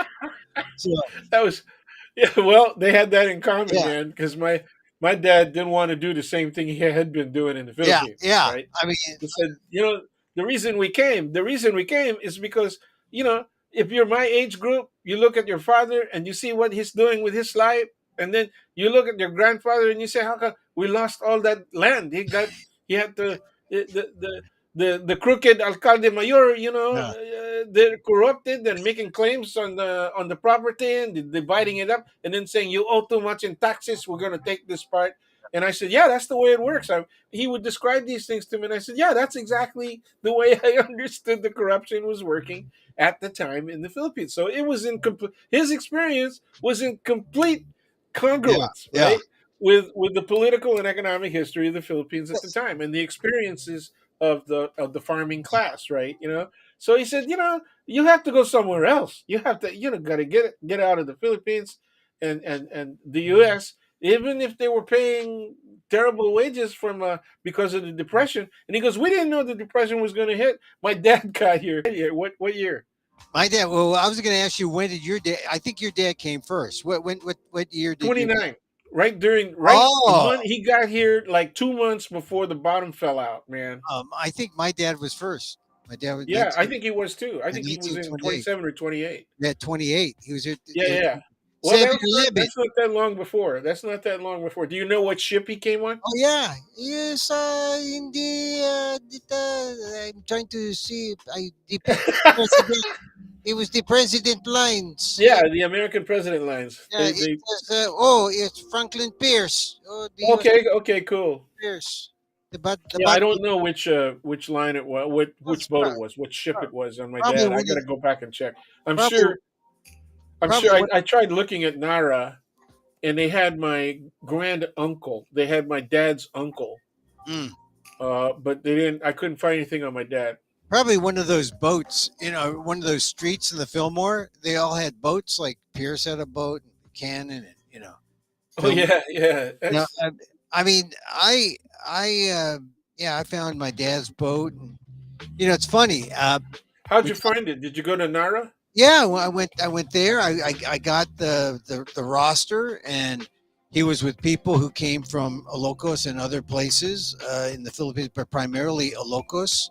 The Ilocanos were um, more numerous than the others, but some were coming here just to, like, here we are, and some were actually had assignments to go to uh, and to work with families, to be, valets. And this is why the Walt Nauta story is, Has a something certain that, Yeah. You can yeah, identify with it in yeah. part, Well, he was, but like just like we talked about the other day, the Guamanians are right? Chamorro and Filipino. The earliest Filipinos got to Guam in like 1500 BC, which is a long time ago, and Wait, uh, 1500 BC? BC, yeah. Okay. I I mean, unless I was reading a typo, is 1500 BC. Uh, the Filipino roots very deep, and uh, for and when the Americans got there, well, the Americans took over Guam in a kind of bloodless sort of, right after the Spanish American War. That Guam was there, here, take us, and ever since then Guam is a strategic place, but it's no mistake that more Guamanians per capita enlist in the military than in any other state. They're a territory, so they're in that kind of Netherland where Right. they can't vote, Like they're not Puerto citizens. Rico. Yeah, they're not citizens, but you know, I look at Walt Nauta's his background, joins the Navy. The highest rank, I mean, among enlisted men is, I believe, ensign, right? Chief petty officer, or something like that. CPO. Yeah, I mean that's as high as you go as just an enlisted man, and there's that branch that goes. You can serve in the White House, be a steward, and and Well, so how many White House chefs have been? there've been a Quite lot. a There've lot of been Filipinos. Yeah. a lot of executive chefs. Chris Montfort, I think is her name. I think she's still there. The Yes, Obama's Yeah, chef. She was brought on during the Obama I think she's administration, still right? there. And then there's not just the chef, but then there's the help, right? The stewards. Sure, sure. And I you remember the guy that had to clean up after Clinton's oh interlude? yeah, Yeah, Bayani Nelvis. He yeah, of the Star Report, the a yeah. friend of Monica Lewinsky. Yes, So yes. I mean, I was like, God, Bayani. My dad could have been Bayani Nelvis. My dad actually he couldn't. My dad, because my dad was so much older. But as I point out in my call, my dad was 4F. Couldn't ah, make it in the military, and so uh, he's always private sector. But you know, the hospitality, the service and hospitality trade, that was always right. that was our always our way out. So I'm glad we got to talk about our dads a little bit because it's Father's Day. Well, they were great providers, obviously, because we were able to get through school okay Yeah, and get advanced educations. yeah. And my dad, of course, regretted the fact that I did not want to practice law.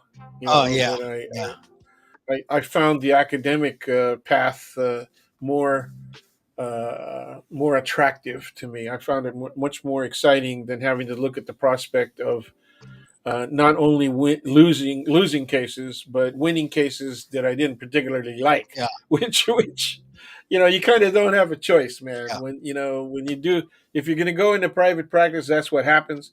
If you go into public practice, you got to take them how they roll. yeah, yeah, And it ain't always something that makes you feel good about yourself, yeah. morally and That's ethically. why the third option would have been the priesthood, Dan. That was my mother's first option, actually. You know, but I thought about it briefly. When you're in catechism and just before confirmation, you got to think about it a little bit. It sounds kind of appealing, but yeah, yeah. Well, before things, you begin to experience physical turgidity. yeah, yeah, Then you begin to wonder, well, what's that for? yeah. Well, I just What's that about? Hmm. it sounded like a good thing for a while. I mean, but yeah, but anyway, Well, my mother forced me to talk to priests and nuns about it. Like nuns know anything. yeah, But a few were really cool, but most of them were eh. yeah. Well, But that's good. Good uh, that they but they always said it's a calling. It's a calling, and I never felt the calling. Nobody was calling to me to join the priesthood, That's right? because we did not have cell phones then. done. What's your phone? No one's was give me a call. So Dan, so our dads came around the same time. They did provide. Yes, they They did. did provide. Um, Yes, very well, very well. I mean, they let us. It was easier, right? It was easier for that generation to make it into the middle class, yeah. Well, and World War II did in fact cause many white American men to have a fond regard and respect for Filipinos who had been in the military with them right. because of the war. So we did gain, and it's kind of hard to explain that, Well, right, no, to yeah, current this was generation. a social thing, and not just social, but it was also economic. The Economic, GI. absolutely. And so, this is what I. This is one of my bones of contention about U.S. treatment of my dad.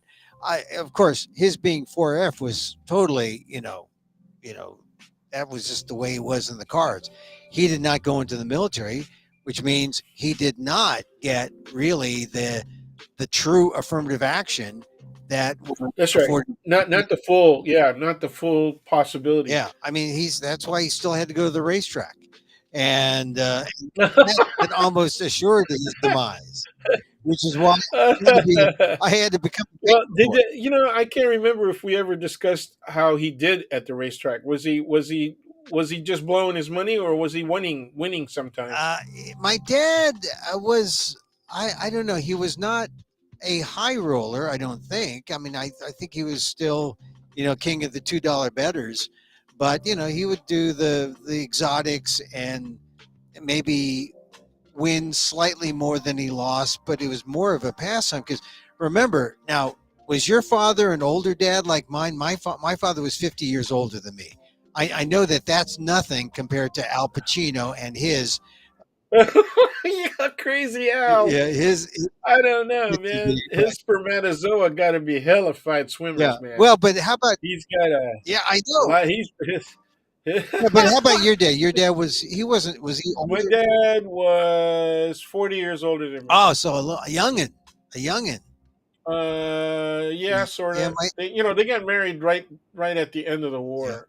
Well, 47. yeah. My dad They was got married in 40. 50 years older than me, so it was a little tougher, I think, in terms of Oh yeah.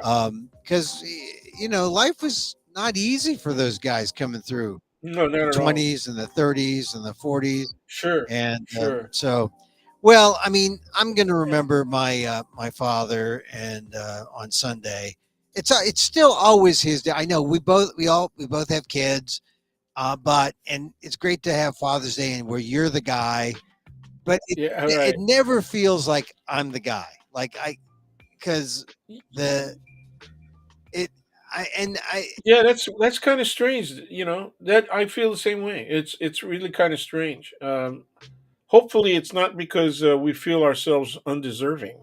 oh Because, no no but that would be a psychological problem that yeah, that I haven't yet addressed maybe, but no, but I just think that uh, I I think because I feel like I did what I needed for my kids, and I feel great, and I love them and all that, but Father's Day, I don't feel like I still feel like what my dad did was so much more. well, that's there. It is Yeah, the hardships that they faced and the things that they had to overcome yeah, it was. are really tremendous. And we may have felt some instances, right, of racial or ethnic discrimination Mhm. and discomfort, Yeah. right? But nothing as actually potentially life threatening in their instances, Oh yeah. right? I'm, Filipinos of their generation were killed because they were Filipino, yeah. and they were chased out of many areas of the United States, including especially the West Coast, because we were in greater numbers on the West Coast, and we were being used as an argument, Yeah. a racial argument, and we were the last of the major Oriental arrivals. Yeah. You know that we were literally the third wave of Orientals who, before obviously what happened began to happen in the 70s. That was crazy time, Yeah. right?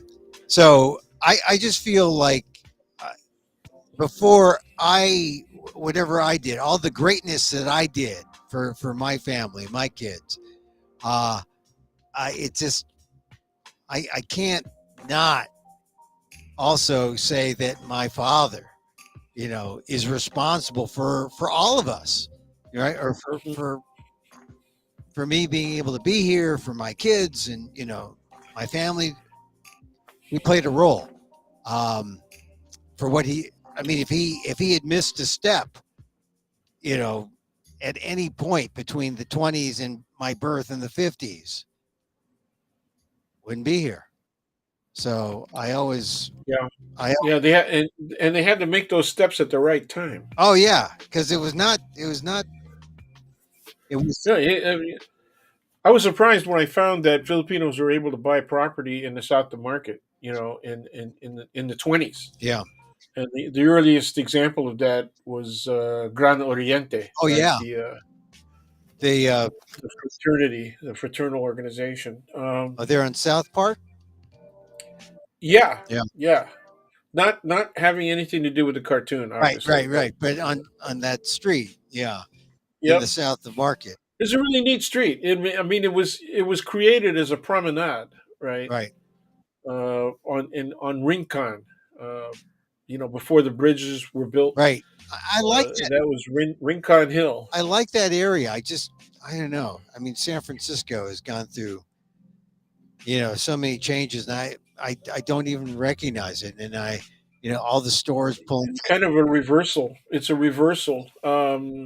It was it came up a little bit during the late 60s and through the 70s because of the arrival of Filipinos. Filipinos. Yeah, exactly. And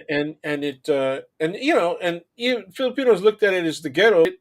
Their presence, and especially with families and children and stuff, actually improved the area, Yeah, and it isolated the problem area to Sixth Street. You yeah. know, I remember that. Sixth Street was my dad's hangout. I mean, he used to go to Sixth Street. That well, was. that meant that he went to the second floor activities on Sixth Street. I don't know. I just know that he hung out there, and there was a senior center. Well, I don't know. Yeah, that's what they called it. They called it the senior center, but it had an interesting type of Activity. gaming Oh yeah, tables. he did like to play cards. Although I never saw him win at. Well, I don't know. Maybe he did. I know that because he was a cook, he would always like carry around his implements, and one of his implements I saw him with was an ice pick, because Uh-huh. they they would make swans out of blocks of ice, but then Yeah, also, they would carve. Yeah. yeah, they carve the ice for the banquets. But then, Well, he was a good one. well, I don't know. This is, It was either that or he used it as self well, defense, that right? was, I Which was think, why he used it primarily. But so anyway, our dads, we remember, and you know, I always, if people read my column on the Asian American Legal Defense and Education Fund, I talk about this week when Trump was arrested and arraigned. That there's that video of Walt Nauta and Trump in Little Havana, and it made me cry a little bit when they sang Happy Birthday to Donald Trump, and that's because Donald Trump's birthday is the same day that my dad died. And oh wow, yeah, it was just it's just one of those coincidences.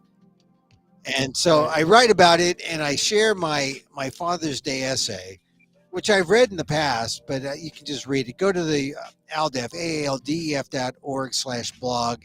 Go to my column, and and then go down to the bottom to the link and say, "Oh, here's Emil's Father's Day essay." So just a memory of Dad. Lots of, I mean, it's I Did he talk much about, my dad was in the first Filipino regiment, yeah. so yeah, he went through the whole World War II Oh, that's thing, and great. Yeah. he got the benefits. But he sometimes talked about his pre-war love life. Ah, Did your dad ever share stories about pre-World War II love life? I only know about my half sister, and he didn't really get into more detail than that. Um, but this was tough for Filipinos. If you did not go back to the Philippines during World War II because of the military to find a bride and bring her back, sometimes you had to get lucky and meet a Filipino woman among. There were like groups of Filipino women who would Yeah, hang out with yeah. each other, and Where did he meet your mom? uh, it was he helped my auntie Joy, who is not an auntie. She was just a woman. A fictive Right. She aunt. was a woman who needed groceries to be carried back from the grocery store, um, and she, my dad was just chivalrous, and Auntie Joy was kind of cute, and she said, "Hey, look, I have all these comadres here. Um, come join us for merienda." And so that's where he met my mom, Oh, and cool. yeah, so it was like a circle of extended family, and that extended family became, when my mom and dad married and they had kids, that extended family became godmother, godfather, became family. Because, you came here from the Philippines, it was you in a boat. Uh, Right, right. And did your mom arrive after the end of the war oh, yeah, or she arrived before? at the end of the war. And so they Okay. were all just, you know, So even though they weren't quote a war marriage, right? Like the right. veterans It was war were. era. Yeah, and actually the cultural similarities between his pre-war experience and his understanding of American society and her post-war arrival, they were Oh, similar yeah. to all of the people who were veterans marrying women who had never been to the United States. Yeah. It's funny. Like, you would never know that my dad wasn't a veteran, except, he was a little, he wasn't like a fit, military vet. He wasn't, he didn't see combat. He was, I think he was almost too old, but I think what did it was he had asthma, and Right, right. he was 4F for some medical reason. And Yeah, 38 yeah, was the yeah. cutoff. Uh, And yeah. it was too bad because some uncles, did make the cutoff and served, and they, of course, got the benefit of the GI Bill, and that was significant. So, you know, So your Uncle Joe. no, my Okay. Uncle Joe didn't serve. I don't know what happened. I don't know exactly what happened with him, but my Uncle Joe did not serve. Well, which uncle was it that Uncle Mel, Uncle uh, Mel's Mel? That's Uncle right, Mel, and Mel. he had the daughters, right? He had Right. all the daughters. Yeah. So, yeah, Who grew up for a period of time with my wife. yeah, and that's how small the Filipino American community was back in the Yeah, everybody knew 60s. everybody. The families, everybody knew Yeah. everybody.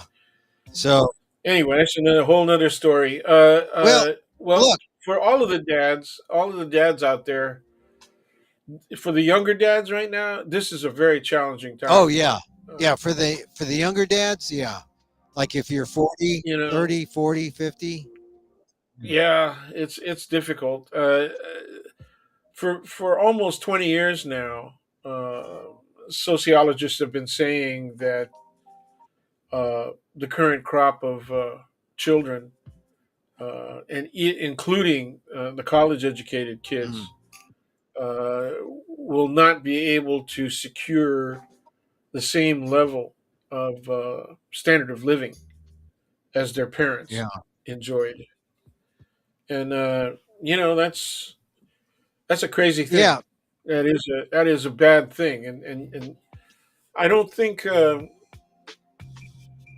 unless they're social science majors, Mm. I don't think a whole lot of college educated kids are told that, and in order to address the issue, you got to be prepared for it, and I don't think we're preparing them for it. Now, I You know, think you're right. It's sad, but you look at how it's the economic inequality throughout society, right? And you can go back and say, when was that? When did that happen? Well, as soon as technology exploded, 2000, the last 23 years, maybe before that, 1995, 1990. yeah, I mean, 95 is when the tech boom sort of the nascent period. You have to go back to Al Gore when he invented the internet. Ha ha. That was like yeah, 495. And then 2000, it really, took off. And that was the beginning of the inequality when suddenly, people who, you know, it wasn't like, oh, how many million, wasn't, did you make a million? It was suddenly how many millions, tens of millions, 100 million. Now we're in an age where billions is kind of the reference point, and that's not shared with more than the top 1%, right, in our society. right, So how do you lift people up, or how do you spread it out? There's no trickle down, and you see people right now gearing up for another spasm of inequality when you think of the AI explosion, and you think about, you yep, look at the technology companies that are in the forefront, and there's just like at most seven, right? Amazon, Microsoft, Nvidia. Uh, oh, you got to include Tesla's in there. That's four. yeah. Google's five.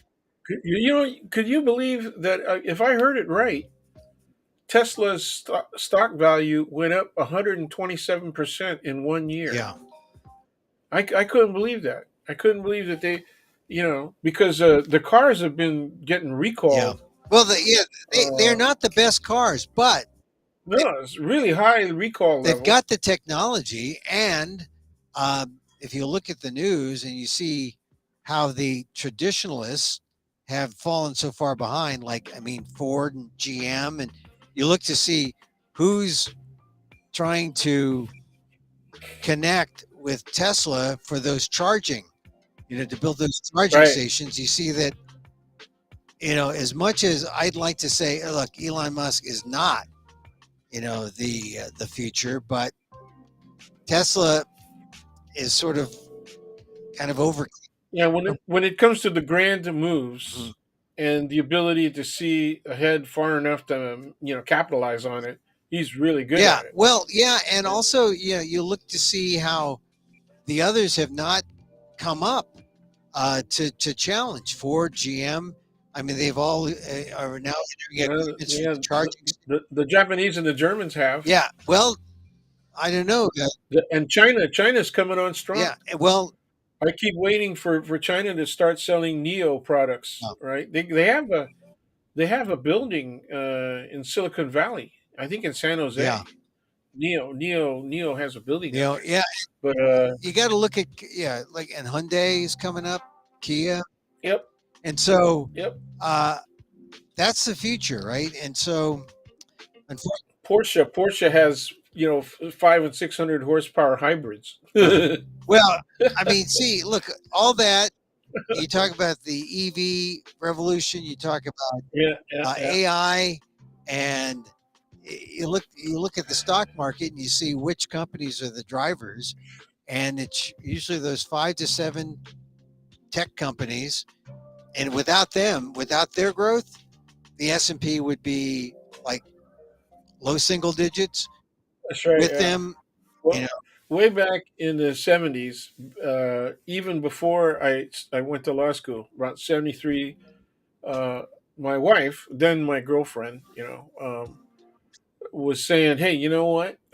We either should buy some gold, or maybe if we're going to be looking forward to buying a house eventually, buy some gold, or there's this company selling an interesting product. They make they're making microchips. It's called Intel, Intel, and we should buy some Intel." yeah, And I said, "With what? I mean, we're living hand to mouth as it was, right? And if we did have some money to be able to invest, we would have, but we didn't." And I said, "With what? What are we going to do yeah, that with?" And boy, was she yeah. right. Well, look, I She mean, was right all the way. I've made all these missteps. I had my Apple stock in the '80s, the early '80s, and I sold it. I that was a bad. How long did you hold it? Just I was a short timer. Yeah, well, see, I think I think I mean I had it. I was always an early adopter. I always had a belief that Apple was going to do something. yeah, you're one of those guys that should have listened to Kenny Rankin, Yeah, right? You got to know when to hold them. I sold early. I sold, and I thought, oh, this is enough. I can't see anyone having computers in the home. And I had an Apple. I had an Apple Mac, and I just did not see why anyone would need a computer if they went into the office and they had computers there. And I totally just could not foresee an entrepreneurial period where people would need these tools. I mean, really, I mean, I just did not see it. Did not see it. So anyway, so much for my foresight. Yeah, my dad was kind of like that. My dad was um, even my mother was interested in well, she was an investor. She actually bought stocks and stuff like that, and it did pay off for them. But she continued working despite the fact that she could have quit. Mm. Right, she could have retired early because she was into the money. I mean, she's very Yeah. much into making more money. Yeah. See, now, Uh, someone's got to have that kind of uh, bent in the family, and then everything is fine. But I come from a family of meditators, essentially. So we meditated. Poverty-stricken Yeah, philosophers. meditated and prayed, and and look, God takes care of us, so we're cool. Well, we're this far, and we are of an Yeah, age. Or at least I am of an yeah, age. yeah. So, Yeah, well, Dan, look, it, we went along, and we thought we're gonna we go said short. we were going to go short, and we Hey, didn't. so we'll talk. That's also our dad's characteristic, Yeah, right? yeah. Well, I Long wanted goodbyes, long goodbyes. on goodbyes. Well, I wanted to talk about Father's Day. We did that. We talked about affirmative action. Just a couple quick things. Quick on Daniel Ellsberg died today, Oh yeah, and that's sad because I met him a couple of times, and he's a hero, right? I mean, he is absolutely a hero, and he was chastised and considered a traitor and all the rest of that stuff. But what he did was he really swayed the uncommitted younger generation. Okay, because there were a lot of people that I mean, they did hootenanny and all that and sang folk songs, but they weren't real activists. yeah, But when he released the Pentagon Papers, it really forced the pro-war people to shut the f up, yeah, and it permitted an honest discussion, an honest argument at times about what was really happening in Vietnam, and it subjected not only the behavior of the military but the behavior of Congress, uh, and the presidency. And that's what really allowed Nixon to make his move. One of the positive things that Nixon did, right, was get the U.S. out of Vietnam. Yeah. Uh, Well, I I just think it's ironic also that he dies on the day that the Supreme Court has oh yeah, come out with a ruling against whistleblowers right. when Makes it easy for the government to simply say, "Nah," yeah. just And Daniel Ellsberg, he was the primo whistleblower, really, when he released those when he Xeroxed all those papers. And I'm was fortunate to have met him, see him speak a couple of times. He's an inspiration to people who are wondering, well, should I do the right thing? You should do the right thing. Daniel Ellsberg did the right thing. So absolutely. He yeah, was a hero. so there's Ellsberg, and then I also want to mention a friend of mine who died. I just heard that David L. Kim. He's a Asian American who was on the board of the Congressional Asian Pacific American Caucus. He also was a corporate guy with Budweiser, Anheuser-Busch, um, friend of Asian American interests. He would go to AAJA. He would go to you name an Asian American organization. He was out there backing it with corporate support, but his heart was in the right place, and he knew that this was a way that our community would go forward. So we had a number of personal, private conversations, as well as the public ones in the organizations. And when I heard about his death, he was a good guy, David Kim. So I didn't even know how old he was. I mean, he was like a forever guy. You know, you'd say, I may have missed an AAJA convention, but I knew I'd always catch David at the next one or at another one, another group. I talked to Margaret Fung, executive director of ALDEF, and she said, "Oh yeah, David did so much for scholarships that we had." So, good guys. I mean, you could be like Daniel How Ellsberg. old was he?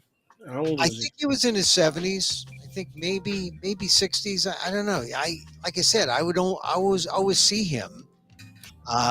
He was like in there with the Corky Lees, and although he was corporate, definitely corporate, David, but he was always there to make sure that we weren't forgotten. Always represented, and Anheuser-Busch guy out of St. Louis. So that's a generation, Dan. I mean, they were there. They were there for us. Like earlier we mentioned Lillian Galedo, who uh, Filipinos for Affirmative Action changed her name to Filipinos for what, Justice? Filipinos, Americans for Justice. Yes, Yeah. FHA.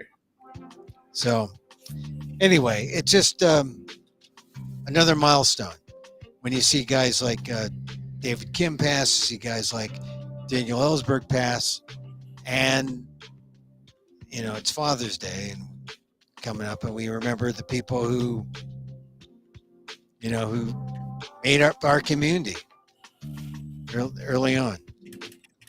So anyway, well, look, at kind of somber note, but we'll be back next week. We'll talk about Juneteenth. We'll talk about Vincent Chin coming up next week. That's Yeah. Wow. yeah, and I will talk on Monday about the coincidence of Vincent Chin and Juneteenth and the significance there. So anyway, well, Dan, we went long, but that's all right. Happy Father's Day to you. Hope you enjoy the weekend. Thank you, and to you as well. Yeah, and you know it's kind of somber. We'll have fun over the weekend. We'll have fun.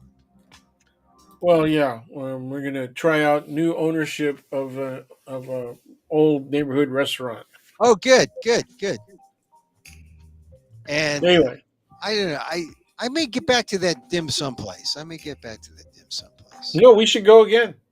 Yeah, it was fun. It was We fun. should do one of our traditional, monthly lunches Yeah, over there. definitely. You know, what we barely put a dent in the menu. We you know we did about 1/5 of the menu maybe.